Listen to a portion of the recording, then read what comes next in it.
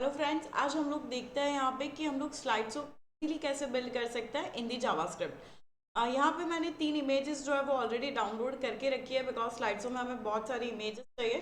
तो मैंने अभी के लिए 3 इमेजेस रखी है। यहाँ पे सबसे पहले हम लोग HTML बिल्ड कर देता है एंड यहाँ पे एक IMG टैग कर देता है, IMG SRC। यहाँ पे मैं इमेजेस में जाके एक इमेज जो है वो यहाँ पे कर देती हूँ एंड इसका एक ID जो है यहाँ पे मैं अभी के लिए कर रही हूँ S1। यहाँ पे जैसे ये जो डॉक्यूमेंट है वो हमारा लोड हो रहा है तो यहाँ से हम लोग स्क्रिप्ट जो है वो बिल्ड कर देता है। स्क्रिप्ट में हम लोग क्या करेंगे, एक फंक्शन बना देता है। सो दैट मीन्स इमेजेस जो है वो मेरी पर्टिकुलर टाइम से चेंज होती रहनी चाहिए। तो यहाँ पे मैंने फंक्शन बना दिया चेंज इमेज और इस फंक्शन को हम लोग यहाँ पे कॉल करा देता है। हमारा टास्क यहाँ पे ये है कि इसकी इमेज जो है वो यहाँ पे चेंज होती रहनी चाहिए। तो यहाँ पे हम लोग ये जो एलिमेंट है उसको यहाँ से document dot gate element by ID से यहाँ से हम लोग एक्सेस करा देते हैं एंड आईडी का नेम लिख देता है। यहाँ से इसकी एसआरसी प्रॉपर्टी में जाके हम लोग जो भी इमेजेस आपको चेंज करनी है वो आप रख सकते हो। यहाँ पे मैं एक काम कर रही हूँ, इमेजेस करके एक एरे ही बिल्ड कर देते हैं हम लोग यहाँ पे। और इसमें यहाँ से हम लोग पाथ ले लेते हैं। जैसे हमने फर्स्ट कर दिया images dot one dot JPG. Be sure आपका पाथ जो है वो आप अच्छे से यहाँ पे बिल्ड कर लेना। तो यहाँ से अगेन हम लोग dot slash that means current folder में ही हमारे पास इमेजेस है। सेम वैसे ही यहाँ पे मेरे पास 2.jpg है एंड यहाँ पे मेरे पास 3.jpg है। तो मैंने अभी 3 इमेजेस यहाँ पे लिखी हुई है एंड यहाँ से अगेन जो भी इमेज हमें सेट करनी है, जैसे मुझे एरे में से उसकी वैल्यू लेनी है तो यहाँ से मैंने कर दिया इमेजेस ऑफ 0।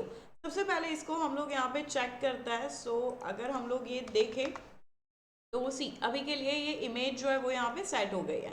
यहाँ से अगेन हम लोग एक काम कर लेते हैं, इसकी जो हाइट है वो यहाँ पे कर देता है 400 एंड जो विड्थ है उसको यहाँ से हम लोग कर देते हैं 100%।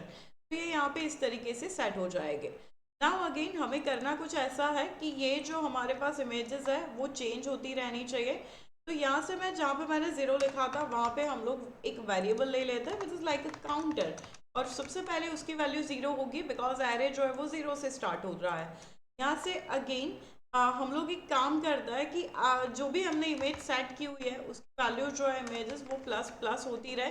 बट ये जो प्लस प्लस हम लोग कर रहा है वो पर्टिकुलर सेकेंड्स पे होना चाहिए एंड दैट्स वाई हम लोग यहाँ से कर देते हैं सेट टाइम आउट।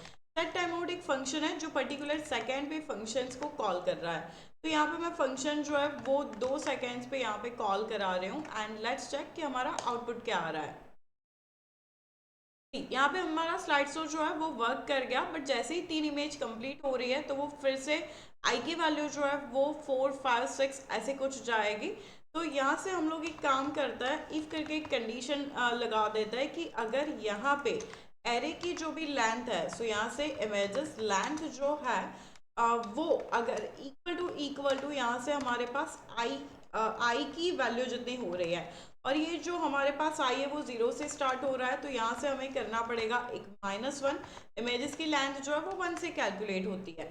तो अगर ये इमेजेस की लेंथ जो है वो इस तरीके से मैच कर जाए तो आई की वैल्यू जो है वो 0 हो जाए बिकॉज अगर लास्ट इमेज है तो वो फिर से फर्स्ट पे आ जाए और अदरवाइज ये यहाँ से आई प्लस प्लस हो जाना चाहिए। अगेन हम लोग हमारा स्लाइड शो चेक करता है यहाँ पे कि इट्स अ वर्किंग प्रॉपर। तो इस तरीके से आप लोग बहुत ही इजी वे से using if and else condition आप स्लाइड्स को बिल्ड कर सकते हो। कोड जो है वो आपको नीचे डिस्क्रिप्शन में मिल जाएगा। Thanks for watching.